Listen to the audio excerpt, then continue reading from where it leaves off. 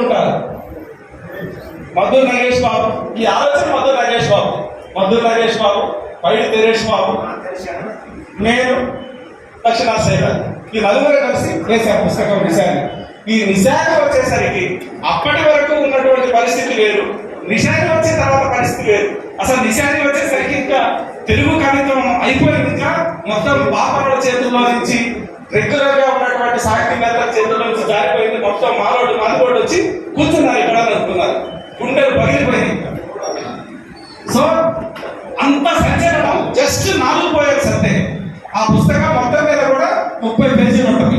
కానీ తెలుగు సాహిత్యాన్ని, తెలుగు కవిత్వాన్ని, తెలుగు విమర్శకుల్ని గుర్రు కలిగించి భయపెట్టించి వాళ్ళు అసలు నిద్రలేనటువంటి పరిస్థితులకు వెళ్ళేటువంటి సిచ్యుయేషన్ క్రియేట్ చేశాడు నగేష్ బాబు. నగేష్ బాబు 100 చేతులతో రాసేవాడు. ఎక్కడ దళిత కవిత్వాన్ని ఎవరు విమర్శించినా సరే తన పేరుతోనైనా వాళ్ళకి ఆన్సర్ రాస్తాడు, దొంగ పేరుతోనైనా రాస్తాడు, కానీ వదిలేయడం. వాడు ఎవడైనా కానీ అతను చేకూరు రామారావు కావచ్చు, అతను ఇంకో పెద్ద విమర్శకుడు ఇంకెవరన్నా కావచ్చు. అంటే Nagesh Babu activist, literary activist, social activist, Dalit activist. ఆయన ఎంఆర్ఓ సీట్లో కూర్చుంటే కూడా యాక్టివిస్ట్. అంటే ఒక రకంగా చెప్పాలంటే నాకు ఇప్పుడు నగేష్ బాబుని ఎప్పుడన్నా చూడాలి అని అనిపిస్తే నేను డెంజర్ వాషింగ్టన్ సినిమా చూస్తాను. మీకు డెంజర్ వాషింగ్టన్ అంటే ఇంగ్లీష్ హీరో తెలిసి ఉండొచ్చు. డెంజర్ వాషింగ్టన్ ఒకవేళ తెలియకపోతే మీరు ఈసారి డెంజర్ వాషింగ్టన్ సినిమా చూడండి. నగేష్ బాబు నడక, నగేష్ బాబు చూసే తీరు, బాడీ లాంగ్వేజ్ మొత్తం డెంజర్ వాషింగ్టన్ ఇమిటేట్ చేస్తున్నాడు అనిపిస్తుంది నాకు. ఒక యాక్టివిస్ట్ లాగా ఉంటాడు. డెంజర్ వాషింగ్టన్ కూడా యాక్టివిస్టే. బాడీ లాంగ్వేజ్ దగ్గర నుంచి అతని మైండ్ దగ్గర నుంచి అన్ని కూడా 24 hours యాక్టివ్ ఉంటాయి. దేనికి యాక్టివ్ ఉంటాయి అని అంటే దళితవాదం, దళిత సమాజం, దళిత సమాజపు మేల్కొలుపు, దళిత సమాజపు చైతన్యం, దళిత సమాజపు రాజ్యాధికారం, ఈ అంశాల చుట్టూ తిరుగుతాడు. ఎంఆర్ఓ సీట్లో కూర్చొని ఉంటే, డిప్యూటీ తహసీల్దార్గా ఉంటే, బెయిల్ కావాలనో లేకపోతే ఇగో పలానా సర్టిఫికెట్ కావాలనో అతని దగ్గరికి వస్తే వచ్చిన 10 నిమిషాల్లో వాడి పని బయటికి వెళ్తాడు. మనం ఇంకొకళ్ళని చూడం అలాంటి వాళ్ళని. అంటే మన కాలంలో హీరోలు ఉంటారా అని అంటే ఉంటారు, మనం పట్టుకోగలగాలి. మన కాలంలో హీరోలు ఉంటారా అంటే ఉంటారు. అన్ని కాలాలలో హీరోలు ఉంటారు. అన్ని కాలాలలో అంబేద్కర్ ఉంటారు, అన్ని కాలాల్లో జాషువాలు ఉంటారు, అన్ని కాలాల్లో మద్దూరు నగేష్ బాబులు ఉంటారు. ఎక్కడో ఉంటారు. వాళ్ళకి సపోర్ట్ ఉండదు, వాళ్ళు పని చేయలేకపోతారు, వాళ్ళని కాపాడుకోలేకపోతాం. అన్ని చేతులతో, అన్ని తలలతో వాళ్ళ శక్తి చాలదు. అలాంటి నగేష్ బాబు అంటే మద్దూరి నగేష్ బాబు తెలుగులో పుట్టాడు కాబట్టి ఇతను మద్దూరి నగేష్ బాబు. ఇతను బెంగాలీలో పుడితే ఇతను రవీంద్రనాథ్ ఠాగూర్. ఇతను అమెరికాలో పుట్టే బాబు బార్లే. సో మనం ఏంటంటే ఇతను తెలుగువాడు కాబట్టి, మాలకులంలో పుట్టాడు కాబట్టి, ఒక మాలకుల నరసరావుపేటలో పుట్టాడు కాబట్టి ఇతను ఇలాంటి వాడు. ఇతను మహాకవి, ఇతను ప్రపంచ కవి. ఇతను సామాన్యుల కోసం నిరంతరం తపన పడినటువంటి ఒక యోధుడు. నా దృష్టిలో నేను చూసిన hero, real hero Madduru Nagesh Babu. So అలాంటి హీరోలు మనకు అవసరం. అలాంటి హీరోలు పొలిటికల్ ఫిలాసఫీని, ఉద్యమాన్ని, దృక్పథాన్ని ముందుకు తీసుకెళ్లేటువంటి హీరోలు మనకు అవసరం. అలాంటి హీరోలు మనకిచ్చినటువంటి చైతన్యాన్ని, అలాంటి హీరోలు మనకిచ్చినటువంటి సాహిత్యాన్ని, అలాంటి హీరోలు మనకిచ్చినటువంటి ఫిలాసఫీని మనం మన జాతికి అంకితం చేస్తేనే, మన జాతి మధ్యలోకి తీసుకెళ్ళగలిగితేనే మనం నిజంగా ఈ దళితవాదాన్ని స్ప్రెడ్ చేయగలుగుతాం. ఎందుకంటే ఇప్పుడు అవతల కోటి చేతులతో వస్తున్నాడు, కోటి చేతులతో బయలుదేరాడు అయోధ్య నుంచి. సో ఆ కోటి చేతులు భారతదేశాన్ని ఆక్రమించేసినాయి ఆల్రెడీ. కాబట్టి అలాంటి ఆక్రమణలు ఎదుర్కోవడానికి మనకు మిలియన్ చేతుల దళిత హీరోలు కావాలి ఇప్పుడు, బహుజన హీరోలు కావాలి ఇప్పుడు. సో అలాంటి వాళ్ళకి ఫిలాసఫీ కావాలి, గుండె ధైర్యం కావాలి. అలాంటి గుండె ధైర్యం మద్దూరి నగేష్ బాబు లాంటి కవుల కవిత్వం. సో ఈ కవిత్వం అలాంటి గుండె ధైర్యాన్ని ఇస్తుంది. సో ఈ కవిత్వాన్ని మనం చదవాలి, మనం స్ప్రెడ్ చేయాలి, మనం ముందుకు తీసుకెళ్ళాలి, ఇలాంటి కవుల్ని తయారు చేయాలి. చివరిగా ఒక 2 మాటలు చెప్పి నేను ముగిస్తాను. మద్దూరి నగేష్ బాబు కవిత్వం పుట్టి తెలుగు కవిత్వం కాదు, ఇది ఇంటర్నేషనల్ స్టాండర్డ్స్ ఉన్నటువంటి పోయిటరీ. సో ఈ నగేష్ బాబు చనిపోయిన తర్వాత నేను ఫస్ట్ పుట్ట అనే పుస్తకాన్ని తీసుకొచ్చాను. ఆయన చనిపోయిన తర్వాత వేశాను ఆ పుస్తకాన్ని. ఆ తర్వాత గోదావరి అని ఇంకో లాంగ్ పోయం వేశాను. ఇప్పుడు ఈ సమగ్ర సంకలనాన్ని మేము తీసుకొచ్చాము. సో ఈ సమగ్ర సంకలనం నేను తీసుకురావడం వెనుక నాకు అత్యంత ఆప్తులైనటువంటి మిత్రులు ఉన్నారు. ముఖ్యంగా పల్నాటి శ్రీరాము, బహుజన కెరటాలు. సో ఇలా అనుకున్నప్పుడు నేను పబ్లికేషన్ ఏం చేస్తానని చెప్పాడు. సో అందుకు పల్నాటి శ్రీరాము గారికి ధన్యవాదాలు. అట్లాగే ఈ మొత్తం పుస్తకాన్ని ఇంత బాగా తీసుకురావడంలో, ఇంత వర్క్ చేయడంలో నా తోడు నడిచిన మిత్రుడు కోయికోటేశ్వరరావు. సో కోయికోటేశ్వరరావుకి కూడా నేను ధన్యవాదాలు చెప్తున్నా. ఎందుకంటే మేమిద్దరం సహసంపాదకులుగా ఉండి ఈ పుస్తకాన్ని వర్క్ చేశాం. తర్వాత ఈ పుస్తకం కోసం అంకుష్ ప్రింటర్స్ అనే వాళ్ళు పనిచేశారు. సో వాళ్ళతో మనం చాలా శ్రమ పెట్టాం, చాలా ఇబ్బంది పెట్టాం. సో అయినా కానీ వాళ్ళు ఈ పుస్తకం సో ఈ పుస్తకాన్ని చివరిగా చెప్పేది ఏంటంటే, ఈ పుస్తకాన్ని ఒక్క తెలుగులో కాకుండా ఇంగ్లీష్లో ఒక పెద్ద పబ్లికేషన్స్ ఏదైనా, ఒక ఆక్స్ఫర్డ్ యూనివర్సిటీ ప్రెస్ కానీ, ఒక పెన్విన్ కానీ, లేదా ఇంకేదైనా ఇప్పుడు హెచ్పిటి వాళ్ళు ఇంగ్లీష్ ప్రెస్ పెట్టారు, అలాంటి వాళ్ళు కానీ ఇంగ్లీష్లో కూడా తీసుకురావాలి.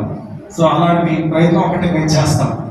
సో మద్దూరి నగేష్ బాబు కవిత్వాన్ని, ఫిలాసఫీని మనం చదవటం కాదు, మనం దీన్ని స్ప్రెడ్ చేయాలి. స్ప్రెడ్ చేయడానికి ఏం చేయాలి, ఎలాంటి ఆలోచనలు చేస్తే బాగుంటుంది అనేది మీరు ఆలోచించాల్సిన అవసరం ఉంది. అందరూ ఆలోచించాలని కోరుకుంటున్నాను.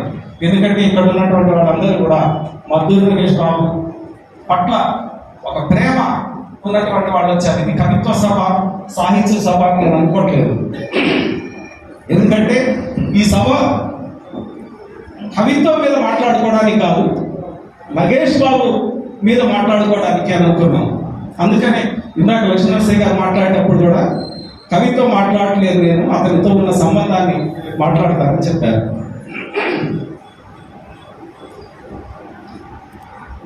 సరే, ఒక 2 మాటలు చెప్పిస్తాను. మద్దూరి నగేష్ బాబు నేను ఆలోచించిన చాలా ఆలోచనల్లో ఒకటి ఏంటంటే, అది చెప్పకుండా ఆపేద్దామని అనుకున్నా కానీ చెప్తున్నాను. మేము పాప్ సాంగ్స్ చేయాలని అనుకున్నాం 1996. అప్పుడే కేబుల్ టీవీ వస్తున్న కాలం అది. 1996, 1996 నేను చిన్నోడి స్టూడెంట్ని. ఏంది మీరు 96 గురించి మాట్లాడుతున్నాడు అనుకో. 96లో పాప్ సాంగ్స్ చేయాలని అనుకున్నాం. ఎందుకు పాప్ సాంగ్స్ చేయాలనుకున్నాం అంటే, నేను ఇందాక ఒక మాట చెప్పాను, అన్నిట్లోకి మనం వెళ్ళాలి అని నగేష్ బాబు అనుకునేవాడు. ఆ అనుకునే దాంట్లో భాగంగా అప్పుడు ఎంటీవీ అనేది స్టార్ట్ అయింది. ఎంటీవీలో రెగ్యులర్గా ఇంగ్లీష్ పాటలు వచ్చాయి. మేము పాప్ సాంగ్స్ చేయాలని అనుకొని పాటలు రాశాను. నేను ఒక 2 పాటలు రాశాను, ఆయన ఒక 5 పాటలు రాశాను. ఈ పాటలు పట్టుకొని హైదరాబాద్ అంతా తిరిగాము. మాకు పెట్టుబడి పెట్టేవాళ్ళు కావాలి. సో పెట్టుబడి పెట్టేవాళ్ళ కోసం అస్మిత అనే సంస్థ దగ్గరికి వెళ్ళాము, ఇంకా వేరే వాళ్ళ దగ్గరికి వెళ్ళాము.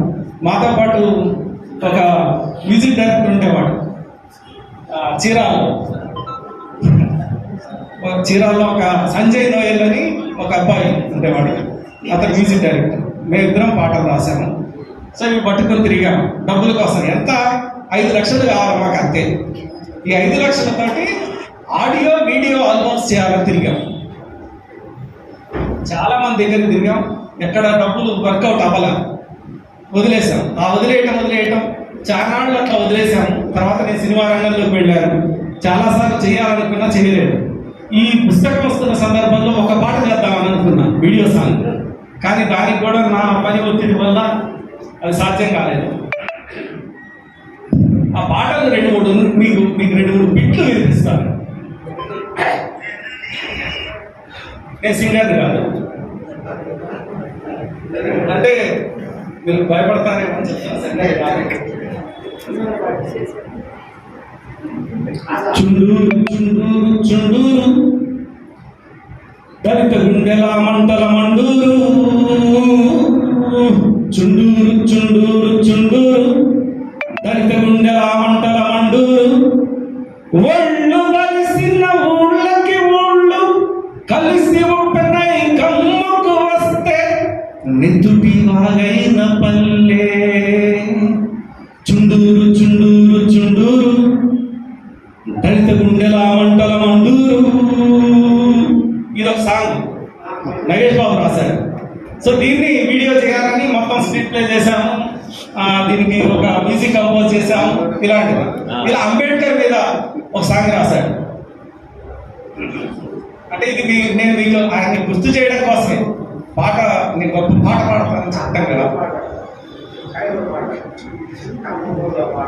కమ్ముకున్న కారు చీకటిలో కరిగే కొవ్వొత్తి నీవై చూపావు దారి మాకు అంబేద్కరా అంబేద్కరా అంబేద్కరా. వేదాలు కాల సర్పాలై రుక్కులు రక్త పెంజరులై సుత్తాలు మనువు శాపాలై అంటరాని తనమే నేరమై అలగా తనమే ఘోరమై. ఇలా ఇదొక సాంగ్. ఇలాంటి సాంగ్స్ చేసామంటే నేను పాడటం నాకు రాదు కాబట్టి నేను ఆ ట్యూన్ ఒక చెప్పడం కోసం చెప్పాను. ఇది పాడే సింగర్స్ ఉన్నారు. యాక్చువల్గా వినోద్ కాంబ్లీ అని ఒక క్రికెటర్ ఉండేవాడు, అతన్ని కాంటాక్ట్ చేశాను. ఒక సాంగ్ అతని సింగర్ వినోద్ కాంబ్లీ అని అతని సింగర్, అతన్ని కాంటాక్ట్ చేశాను. అతనితో పాడించి అతనితో వీడియో చేయాలంటారు. అట్లాగే హరిహరన్ అనే సింగర్ అప్పుడే వస్తున్నాడు, చాలా పెద్ద పెద్ద సింగర్. హరిహరన్ అనే సింగర్ వస్తున్నాడు. అప్పుడు కూడా MTVలో చిన్న చిన్న పాటలు పాడేవాడు. సో అలాంటి సింగర్తో చేయాలని ఆ హరిహరన్ అనే సింగర్ని అప్పుడు కాంటాక్ట్ చేశాము. అలా ఒక ప్రయత్నం. ఇది ఎందుకు చెప్తున్నానంటే చాలా రకాలైనటువంటి ముఖాలతో మనకి పనిచేయాలి. అప్పుడు మాత్రమే దళితవాదం, దళిత సాహిత్యం, దళిత రాజకీయ ఉద్యమం, దళిత సాంస్కృతిక ఉద్యమం ఇవన్నీ ముందుకెళ్తాయి అని మధుర నాగేష్ బాబు నమ్మాడు. ఆ నమ్మకం అలాగే ఉండిపోయింది. సో ఆ కవిత్వాన్ని మాత్రం మేము ముందుకు తెచ్చాము. సో చదవండి. ఇది ఎంతమంది దగ్గరికి మనం తీసుకెళ్ళగలుగుతామో అంతమంది దగ్గరికి తీసుకెళ్ళగలిగితే బాగుంటుంది అని తెలియజేస్తున్నాం. Thank you. జై భీమ్.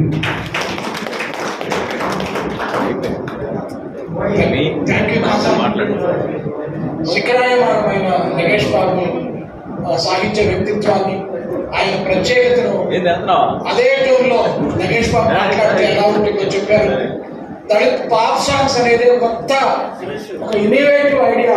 అది కూడా తెచ్చుంటే నగేష్ బాబు ఉంటే బహుశా సాకారం అయ్యేదేమో. అరుణ కాంబ్లే లాంటి వాళ్ళని, హరిహరం లాంటి వాళ్ళని మీరు పాడటానికి పిలిచారంటే బహుశా మీరు టీ తాగాలనిపిస్తే ఇప్పుడుంటే ఢిల్లీలో నుంచి ఎవరిని పిలిచేవాడో నాకు భయం. చాలా ప్రత్యామ్నాయ సాహిత్య సంగీత తత్వం నగేష్ బాబులో ఎలా ఉంటుందో అద్భుతంగా చెప్పారు. కాజా వాయిస్ కూడా నగేష్ బాబు లాగా ఉంటుంది. ఇంకొక మాట చెప్తాను. గాంధీ హిందీ సినిమా తెలుగులో డబ్ చేశారు, ఓల్గా కుటుంబరావు గారు. దాంట్లో అనుపమ అమరేష్ పురి కరుకు వాయిస్, హిందీలో అమరేష్ పురి వాయిస్ కి తెలుగు డబ్బింగ్ ఎవరు చెప్పాలి అని మొత్తం రాష్ట్రంలో వెతికి వెతికి ఆ కరుకు వాయిస్ ఎవరికి ఉంటుందంటే అది ఒక్కడికే నగేష్ బాబు అని నగేష్ బాబు చేత అమరేష్ పురికి డబ్బింగ్ చెప్తారు. అలాంటి వాయిస్ చాలా అంశాలు ఉన్నాయి. అలా ఆ అంశాలు గుర్తు చేశారు. దయచేసి త్వరగా, అంటే ఒక అర్ధగంటలోపు ఈ కార్యక్రమం ముగుస్తుంది. మాజీ మంత్రివర్యులు, మాజీ ఎమ్మెల్యేలు మేము ఉంటాము, వారిని అడిగే నేను ముందు మాట్లాడతాను. లేదు అందరు రాజకీయ నాయకులాగా అలా వచ్చి టాటా బాయ్ బాయ్ అని చెప్పేవాడు కాదు. అలా వాళ్ళు ఉన్నారు. త్వరగా ముగించుకొని వారికి అవకాశం ఇవ్వాలి. దయచేసి తర్వాత సందేశాలు ఇచ్చేవాళ్ళు 2-3 నిమిషాల్లో ముగించాలని అందరినీ కోరుకుంటూ